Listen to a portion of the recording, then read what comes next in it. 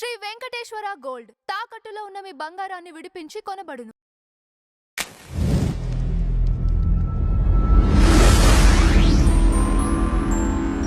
అని చూడండి, ఇక్కడ ఈ 5 సంవత్సరాలు ఏ ధైర్యంతో వీళ్ళు ఈ విధంగా చేసి ఉంటారండి. ఇప్పుడు రకరకాల అధికారం ఉపయోగించుకొని సొసైటీలో అన్ని ప్లేసెస్ను పొల్యూట్ చేశారు అనుకుందాం. అట్లీస్ట్ ఈ గుళ్ళన్నా వదలకుండా రేపొద్దున ఇది ఒక సెంటిమెంట్, మనకి హిస్టరీయే చెప్తుంది, యుద్ధాలే జరిగాయి, భూస్థాపితమైన వాళ్ళు హిస్టరీలో మనం చదువుకొని వచ్చాం అంత దూరం నుంచి. ఆ మాత్రం కూడా సెన్స్ లేదా ఇది చేసేటప్పుడు? మీరు ఒక జర్నలిస్ట్ అంజీ గారు, మీరు ఆలోచించే తీరు ఒక్కసారి మీరు సరి చేసుకోండి. జగన్మోహన్ రెడ్డి గారు ఏ ధైర్యంతో చేశారు? అధికారం నాదే, 30 ఏళ్ల పాటు నేనే ముఖ్యమంత్రిగా ఉంటా, 30 ఏళ్ల తర్వాత అసలు ఆంధ్రప్రదేశ్లో దేవాలయం అనేది లేకుండా చేసేస్తా అన్న ఉద్దేశంతో పదవిలో కూర్చున్నాడు. ఇది ఒక్కటే మాట్లాడుతున్నాం ఎంతసేపు, లడ్డూ కల్తీ లడ్డూ కల్తీ లడ్డూ కల్తీ. మరి జగన్ హయాంలోనే 250 దేవాలయాల మీద దాడులు జరిగాయండి. 60 సంవత్సరాల చరిత్ర గల అంతర్వేది రథాన్ని తగలబెట్టేశారు, కొండబెట్టకుంట రథాన్ని తగలబెట్టేశారు. 100 సంవత్సరాల చరిత్ర గల రామతీర్థాల్లో శ్రీరాములు వారి తలకాయ నరికేశారు. ఇంత జరిగితే ఏ ఒక్క చోట కనీసం నిందితుడిని కాదు కదా, అనుమానితుడిని కూడా అరెస్ట్ చేయలేకపోయారు. ఇదంతా మరి అనుమానాస్పదంగా లేదా?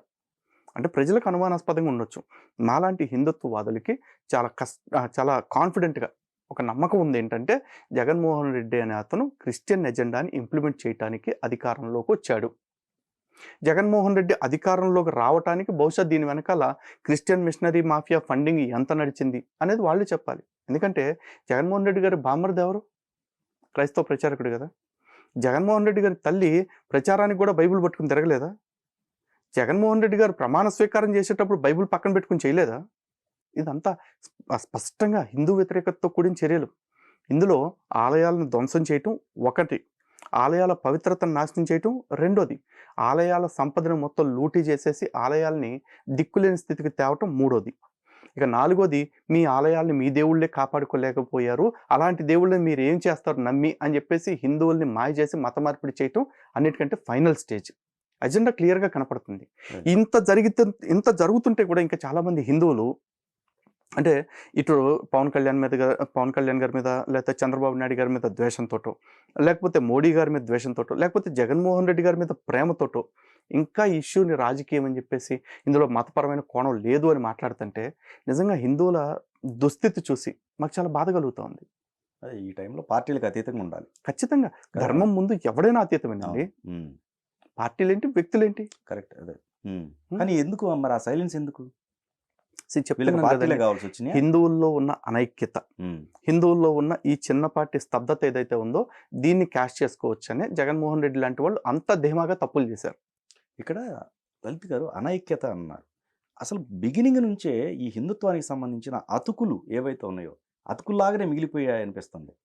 చరిత్రలో చూసినట్టయితే ఈ మఠాలు కావచ్చు, రకరకాలు ఒక్కొక్కరిది ఒక్కొక్క ఏది వాళ్ళ భావ వ్యక్తీకరణ ఒక రకంగా ఉంటుంది, ఇంకొకటి సిద్ధాంతపరంగా నేను చెప్పేది.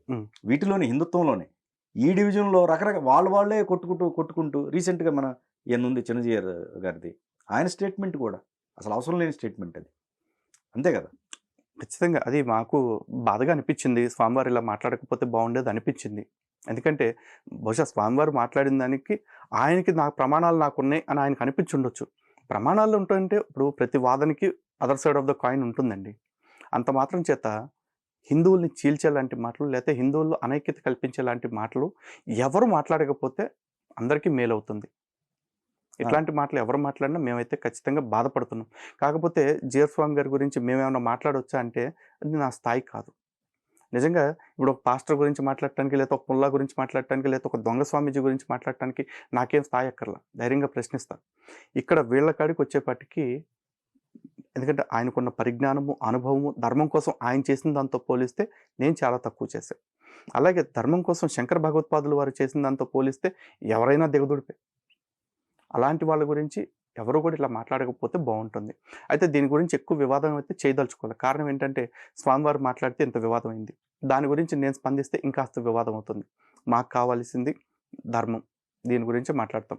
ధర్మానికి ధర్మంలో లేని వాళ్ళకి మధ్య ఏదైనా ఇష్యూ వస్తే మేము 100% క్లారిటీతో ఉన్నాం. కానీ ధర్మాచార్యుల మధ్య ఏదైనా విభేదాలు వచ్చినప్పుడు అది పండితుల స్థాయిలో వారు తేల్చుకోవాల్సిందే తప్ప మేము దానిలో దూరి రప్చర్ చేయటం అయితే మాకైతే ఇష్టం లేదు. లేదు ఇక్కడ దీన్ని కాంట్రవర్సీ చేయటం అని కాదు, అసలు ఆ స్థాయిలో ఉన్న వాళ్ళే సరిగ్గా ఇప్పుడు బయటపడ్డారు కాబట్టి ఇది ఉంది, అసలు వాళ్ళ లోపల ఇదే ఉందనుకోండి బయటపడకుండా అలానే ఉంటాయిగా మేబీ అంతే కదా, అంతే. అవి ఎప్పటికీ కలవని దీనిలాగానే ఉంటాయి. కానీ ఇప్పుడు మీరు గమనించండి, ఉమ్, ఇప్పుడు శైవము వైష్ణవం ఈ ఇష్యూస్ వల్ల హిందువులు ఎప్పుడు విడిపోలేదండి. హిందువులు అత్యధికంగా విడిపోయింది ఏ ఇష్యూ మీద? కమ్మ, కాపు, రెడ్డి, రాజు, యాదవ, గౌడ, మాల, మాదిగ, ఎరుకల, యానాద్ అంటూ కులాల పేర్లతోటి విడిపోయారు. ఈ విభజన ఎవరు తెచ్చారు? హిందుత్వం తెచ్చిందా? హిందుత్వం పనిని మాత్రమే విభజించింది. మరి మనని విభజించింది ఎవరు? రాజకీయ నాయకులండి. ఈరోజు మేము ధర్మం గురించి మాట్లాడితే చాలామంది పెద్ద మనుషులు వచ్చేసి మీరు హిందువుల మధ్య మతాల మధ్య విభేదాలు పెడుతున్నారు అంటారు. అంటే ముస్లిమ్స్కి, క్రైస్తవులకి, హిందువులకి మధ్య. అరే మేము విభేదాలు పెడితే విడిపోయేది ముగ్గురే. కానీ రాజకీయ పార్టీలు పెడుతున్న విభేదాల వల్ల ఒకే హిందుత్వం 200-300 ముక్కలు అయిపోతుందండి. రాజకీయ పార్టీలు పెడుతున్న ప్రాంతీయ వైషమ్యాల మధ్య ఒకే హిందుత్వం, ఒకే భారతదేశం అనేక ముక్కలైపోతుందండి. కశ్మీర్ నుంచి కన్యాకుమారి దాకా ఒకటే అనుకున్న భారతదేశంలో నీ రాష్ట్రం, నా రాష్ట్రం, నా భాష, నీ భాష, నీ ప్రాంతం, నా ప్రాంతం అని కొట్టుకునే స్థితి తెచ్చింది ఈ రాజకీయ నాయకులు కదా. నాకు కాశ్మీర్ రోడ్ వచ్చేసి ఇక్కడ యాపిల్స్ అమ్ముకుంటే నాకు బాధ, లేకపోతే తమిళనాడు నుంచి ఎవరన్నా కాశ్మీర్కి వెళ్ళిపోయి ఇంకేదైనా వస్తువులు అమ్ముకుంటే నాకు నొప్పా, లేకపోతే అస్సాం నుంచి ఇక్కడికి ఎవరన్నా తీసుకొచ్చి ఏదైనా వస్తువులు అమ్ముకుంటే నాకు కష్టమా? వాడు భారతీయుడు, భారతదేశాన్ని మాతృభూమిగా భావించేవాడైతే చాలు, మాకెవరికి ఇష్యూస్ లేవు. మరి ఎవరు ఇష్యూస్ తెస్తున్నారు? రాజకీయం కోసం. కానీ ఇదే రాజకీయం కోసం బంగ్లాదేశ్లో ఉండే తొరకాలని, రోహింగ్యా ముస్లిమ్స్ని భారతదేశానికి తీసుకొచ్చి వాళ్ళకి ఆధార్ కార్డులు, ఓటర్ కార్డులు ఇస్తున్న రాజకీయ లుచ్చాల గురించి ఎవడన్నా మాట్లాడతారా? ఇక్కడ మనకి ఎమ్మెల్యేగా చెప్పుకుంటున్న ఒక వ్యక్తి సిగ్గు లేకుండా ప్రెస్ మీట్ పెట్టి మిమ్మల్ని ఎవరన్నా పాకిస్తాన్ పొమ్మంటే మేము కూడా వచ్చేస్తాం అని చెప్పేసి అన్నాడు. ఎంత నిస్సిగ్గుగా ఆ మాట అన్నాడంటే, ఎలాంటి వాళ్ళు మన పాలిస్తున్నది? హిందువుల్ని, భారతదేశాన్ని ఇన్ని ముక్కలు చేసేవాడి గురించి ఎవడో మాట్లాడు. ఈ వివాదం ఇప్పుడు అంత పెద్దదైపోయింది. ఒక రకంగా ఈ కల్తీని బయోవార్ అని కూడా అంటున్నారు. ఖచ్చితంగా అండి. ఎందుకంటే దాంట్లో మీరు చూస్తే కెమికల్స్, లబ్సా లాంటి కెమికల్ ఉంది. ఆ లబ్సా అనే కెమికల్ దేనికి వాడతారు అంటే డిటర్జెంట్ ఫ్యాక్టరీస్లో, అదేవిధంగా టాయిలెట్ క్లీనర్స్ తయారు చేయడంలో వీటిల్లో వాడతారంట. ఇక ఎస్టర్ కావచ్చు, లేకపోతే అసిటిక్ యాసిడ్, ఈ కాంబో వల్ల మనుషుల్లో వంధ్యత్వం వస్తుందని చెప్పేసి, అంటే నపుంసకత్వం పెరిగిపోతుందని చెప్పేసి మొన్న ఇక్కడ చూశాను ఒక రీసెర్చ్ పేపర్ ఎవరితో. రైట్. అలాంటి హానికారక కెమికల్స్ని ఈ నెయ్యిలో ఎందుకు వాడారు? కేవలం కల్తీ చేయటానికే అనుకుంటే నేతిని బదులు డాల్డా లాంటిదో, లేకపోతే కేవలం పామాయిల్ని గణపరచడం, ఇట్లాంటివి ఏదైనా వాడతారు. కెమికల్స్ ఎందుకు కలిపారు అంటే ఇట్స్ అ వార్. ఎవరు చేయించారు? ఇప్పుడు ఎంక్వైరీలో తేలాల్సింది అది. ఏముంది ఎంక్వైరీలో? ఎవరెవరు పిఏలు వీళ్ళు తప్ప అసలు వాళ్ళు ఎవరున్నారు? లేరు. ఇప్పుడు అదేగా మేము కూడా అడుగుతుందండి, ప్రభుత్వాన్ని డిమాండ్ చేస్తుంది అదే. మీరు స్టేట్మెంట్ ఇచ్చేశారు, విచారణ జరిపించేశారు, యాక్షన్స్ ఏవి? ఇదే లడ్డు అయోధ్యకు కూడా వెళ్ళిపోయి లక్షల లడ్డూలు అయోధ్యకు పంపించింది నథింగ్ అండి, చిన్న మ్యాటర్. తిరుమలలో రోజుకు 2 లక్షల లడ్డూలు అమ్ముతున్నారు, అందులో 1 లక్ష లడ్డూలు వాళ్ళకి ఇచ్చారు అంతే. మొత్తం 365 రోజులు ఇంటూ 4 సంవత్సరాలు ఎన్ని లడ్డూలు? రోజుకు 2 లక్షల లడ్డూలు అంటే ఇక ఉత్సవాల టైంలో లేకపోతే వీకెండ్స్లో ఇంకా ఎక్కువ ఉంటుంది వాటి సేల్స్. మరి ఇవన్నీ ఎవడు చేయించాడు? ఆడెవడం పట్టుకుని ఒక్కడన్నా లోపలేసారా?